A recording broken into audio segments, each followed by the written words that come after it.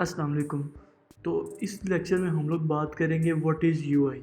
So basically सबसे पहले हम इसके मीनिंग को जान लेते हैं कि basically what is you and what is I. You is a user and I is a interface. So basically user का तो आपको पहले से आइडिया होगा, फर्स्ट लेक्चर में डिस्कस कर चुके हैं हम लोग कि यूज़र बेसिकली कोई भी हो सकता है। आप यूज़र हैं और जिस चीज़ को आप यूज़ करें आप उसके यूज़र हैं। जैसे आप मोबाइल फ़ोन यूज़ करें तो आप मोबाइल के यूज़र हैं।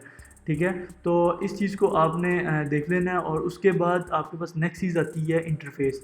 सो बेसिकली आपके मोबाइल पे कोई एप्लीकेशन है, आपके डेस्कटॉप पे कोई वेबसाइट है, कोई डैशबोर्ड है, कोई सीआरएम है, उनमें से कोई भी ऐसी चीज़ है वो सब आपके इंटरफ़ेस हैं बेसिकली। इंटरफ़ेस को हम डिफ़ाइन जो करते हैं वो हम लोग ये इस स्लाइड में आप देख सकते हैं व्हाट इज़ डिज़ाइन। तो हम लोग डिस्कस करते हैं और मैं आपको इसके अंदर बताता हूँ कि बेसिकली जो इंटरफ़ेस होता है वो किन चीज़ों से मिल के बनता है। विजुअल डिज़ाइन हमारे पास फर्स्ट स्टेप है तो हम इसको डिस्कस कर लेते हैं कि जो इंटरफेस है बेसिकली ये कलर्स, टाइपोग्राफी, आइकन्स, इमेज और इस तरह के कई सारे एलिमेंट जो होते हैं वो मिलके जो है एक विजुअल डिज़ाइन क्रिएट करते हैं। कलर्स जो हैं वो आपके टाइपोग्राफी जो है ये सारी चीज़ें मिलके एक लेआउट क्रिएट करती हैं, एक विजुअल डिज़ाइन क्रिएट करती हैं। अब सेकंड में हम बात करते हैं सेकंड ऑप्शन की, उसके अंदर हमारे पास है लेआउट। सो बेसिकली लेआउट को हम लोग इस तरह से डिफ़ाइन करते हैं कि जो अरेंजमेंट है वेरियस एलिमेंट, जो हमारे एलिमेंट्स होते हैं स्क्रीन पे उनको हम लोग इस तरतीब से जो है वो उस पे अरेंज करें कि जो हमारा यूज़र है उसको समझने में आसानी हो और जो इंटरफेस है वो बहुत ज़्यादा जो है वो एक इजी और विजुअली अपीलिंग हो बेसिकली, आप ये कह सकते हैं। और इसको जो है बेसिकली अगर हम इसको मोर डिफ़ाइन करें तो इसके अंदर कुछ चीज़ें ऐसी जैसा कि आप देख सकते हैं इसके अंदर भी जो इंटरफेस है वो बेसिकली इतना कि इजी होना चाहिए कि जो हमारा यूज़र होता है बेसिकली उसको समझने में बहुत ज़्यादा आसानी हो, उसको इतनी डिफ़िकल्टी ना हो, इतना यूज़र फ्रेंडली या इतना अपीलिंग होना चाहिए। और थर्ड नंबर पे हमारे पास जो है वो इंटरेक्शन डिज़ाइन है basically. As a UI designer आप एलिमेंट्स को या आप बटन्स को, मेन्यूज़ को और इन सारी चीज़ों को इस तरह से वेल अरेंज्ड करते हैं कि जो यूज़र है वो उसके साथ इंटरेक्ट कर सके, उसके लिए इतनी डिफ़िकल्टी ना हो उस सिस्टम को, उस डिज़ाइन को, उन बटन्स को और उस स्ट्रक्चर को समझना जो आपने क्रिएट किया होता है बेसिकली।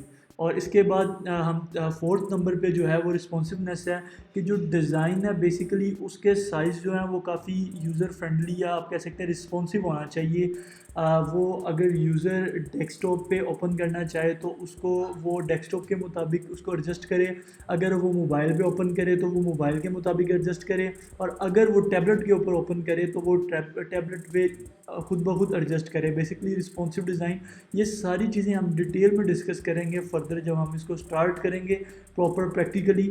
और ये मैं आपको सिर्फ ओवरव्यूज़ दे रहा हूँ इन सारे स्टेप्स के। उसके बाद हमारे पास फिफ्थ नंबर पे जो आता है वो यूज़ेबिलिटी आता है। UI UX designer as a user interface designer, आपका जो फोकस होता है मेन वो आपका वो होता है कि आपका यूज़र उस आपकी एप्लीकेशन के साथ इंटरेक्ट कर सके, उस एप्लीकेशन को मतलब वो उसके लिए काफ़ी ज़्यादा डिफ़िकल्टीज़ ना हो, उसका डिज़ाइन समझने में उसको वो कंफ्यूज ना हो उसके अंदर।